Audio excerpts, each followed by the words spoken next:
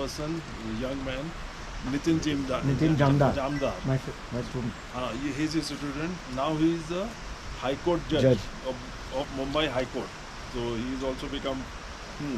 But they wrote a paper, and the first paper I think was written in JBNHS, Journal of the Bombay Natural History Society, on those warblers. And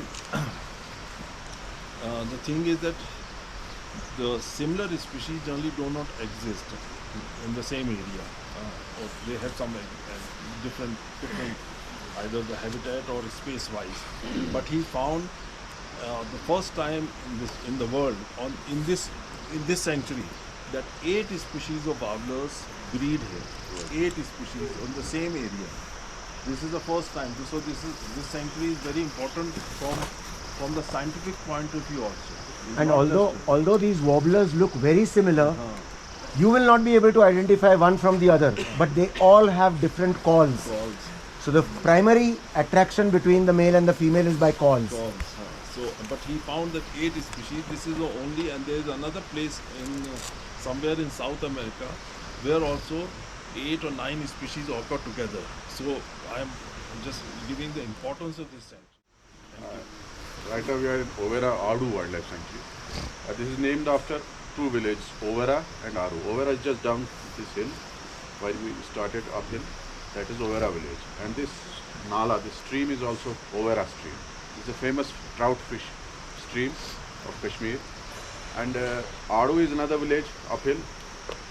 And this Overa Adu Wildlife Sanctuary came into existence in 1980s. It earlier used to be a game reserve of erstwhile Maharaja of J&K. Saurabh Sawant, he is one of the top bird researchers of India. I would say there are 2 people. Bhargava. So he is the topmost researcher of birder of India. And we also have Dr. Bhargava, Govind Sagar Bhargava Saab. He is the topmost, I would say, forest officer of India. He is also a researcher, he is also a writer, he is a wonderful photographer and a very good human being.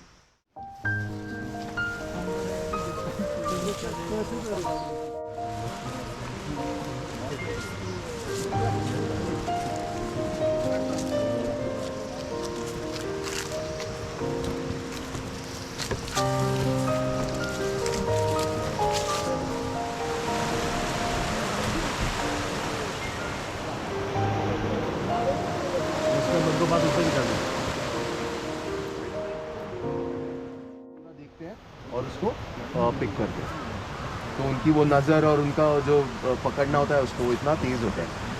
कल मैं बता रहा था ना कि हम scientific names बताते नहीं हैं यूजुअली। आपको पता है टेलीस्कोप किसको बोलते हैं? टेली मतलब दूर का, स्कोप मतलब देखने के लिए। तो इनका नाम है फिलोस्कोपस। फिलो मतलब लीफ और Scopus means looking around.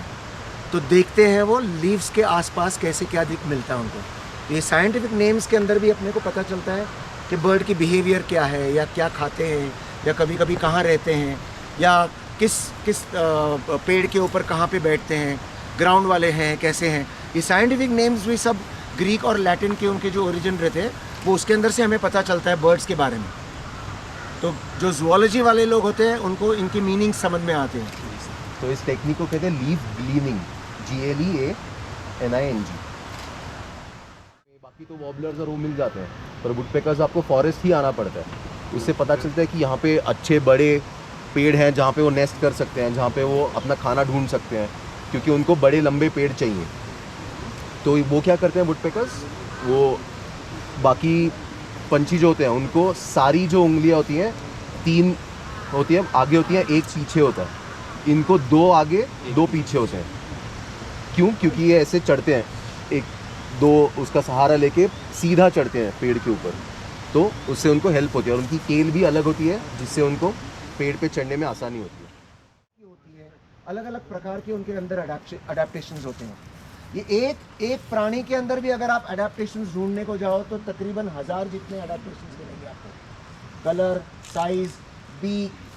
Birds के अंदर बोलेंगे तो उनके अंदर की जो बाकी सारे शरीर के अंदर अंग है, जो हार्ट है, लंग्स है, लिवर है, ये सब अलग अलग प्रकार से उनके अडेप्टेड है।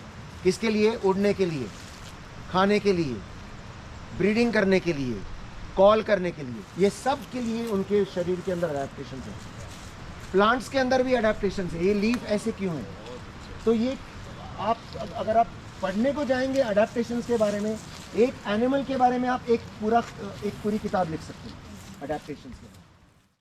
और सॉरी, मैं जोक के लिए मैं बच्चों को भी ऐसे ही पढ़ाता हूँ, रोटी कपड़ा मकान और जीनत अमान। तो इनको क्या मिलता है? खाना, टेरिटरी, एरिया और फीमेल ब्रीडिंग के लिए। तो ये इनके कॉल करती हैं अट्रैक्ट करने के लिए फीमेल को। और दूसरा जो है, एक मेल दूसरे मेल को बोलता है ये मेरा इलाका है, यहाँ मत आओ, क्योंकि मेरी ज़रूरियातें यहाँ पे है। जैसे हम लोग कंपाउंड बनाते हैं बिल्डिंग का, हम लोग कंपाउंड बनाते हैं दीवारें खड़ी करके, लेकिन बर्ड्स के अंदर दीवार नहीं खड़ी कर सकते हैं, तो वो कॉल करते हैं। तो अगर दूसरा नर अगर नज़दीक आएगा, मेल नज़दीक आएगा, तो कॉल करके बोलेंगे यहाँ मत आ, मेरा इलाका है। तो उनके अंदर झगड़े लड़ाई नहीं होती है, एक दूसरे को कॉल करके बता देते हैं भाई इधर मत आओ। विड्रॉ यानी वहाँ से चले जाना, लड़ाई नहीं करना है, चले जाना है। तू बाबा ज़्यादा शूरवीर है, तू ज़्यादा ताकतवर है, चल तू यहाँ पे रह, मैं चला जाता हूँ। सो दे विल विड्रॉ। तो ये दो कारण हैं, ये कॉल करते हैं। और जंगल में जहाँ पे एक दूसरे को, अभी आपको यहाँ पे देखिए 100 मीटर से ज़्यादा तो दिखेगा ही नहीं, क्योंकि बहुत सारे पेड़ पौधे झाड़ियाँ ही हैं। तो अगर दो नर मादा भी है, वो एक दूसरे को देखेंगे कैसे? दिखेंगे नहीं एक दूसरे को। तो वो क्या करते हैं? वोकल कम्युनिकेशन करते हैं, वो कॉल करते हैं एक दूसरे को कि मैं यहाँ हूँ, तू कहाँ है, you know that way. So call करने से वो अट्रैक्ट होते हैं, फिर बाद में वो ब्रीडिंग करते हैं। ये कोई टिप्स आप सुनोगे ना, तो ऐसे थिन विसल्स आएंगे और उसके बाद ऐसे आवाज़ आता है। कैसा आवाज़ आता है पता है? जैसे हम कॉइन अगर गिर जाएगा पैसा, तो वो लास्ट में जैसे आवाज़ आता है ना, वैसा आवाज़ उनके बिल्कुल वो थिन विसल्स के बाद आता है। ये आ गया वापस, ये ऊपर पाइन कौन के अंदर। लेकिन उस वैज्ञानिक ने ये कहा है कि ये हम पेड़ पौधों को यूज़ नहीं कर रहे, पेड़ पौधे हमको यूज़ कर रहे हैं। तो ये पेड़ जो है, ये उस पंछी को यूज़ कर रहा है कि उसके बीज अलग अलग जगह पे जाके जाए। हम जब आम या हम जब एप्पल खाते हैं, तो पेड़ जो है एप्पल का, वो ये सोच रहा है कि इसको मैं एप्पल दूंगा तो मेरे बीज वो जाके अलग अलग जगह पे डालेगा।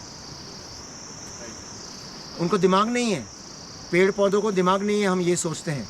लेकिन ये हमारे से बहुत पहले इस धरती पे, इस पृथ्वी पे आए हैं, और उनको पता है कि किस तरह से दूसरे प्राणियों का उनको उपयोग करना है, उनको यूज़ करना है। So the tree is using the bird to disperse its seeds. The bird is not eating the seeds.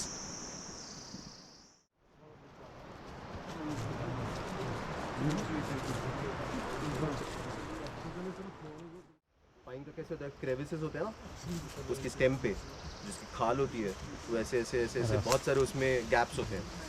तो उन गैप्स में कई जो इंसेक्ट्स है वो अपने अंडे छोड़ते हैं, तो उसमें से कैटरपिलर्स निकलते हैं, उसमें कई इंसेक्ट्स छुप जाते हैं अंदर। तो ये ट्री क्रीपर क्या करते हैं, उनकी बीक ऐसे लंबी सी होती है और कर्व्ड, बिल्कुल पतली सी। तो क्या करते हैं, उसके अंदर डाल के ढूंढते हैं चीज़ें और फिर उनको खाते हैं। और वो जैसे क्रीप करते हैं उसके ऊपर, तो उसको ट्री क्रीपर कहते हैं।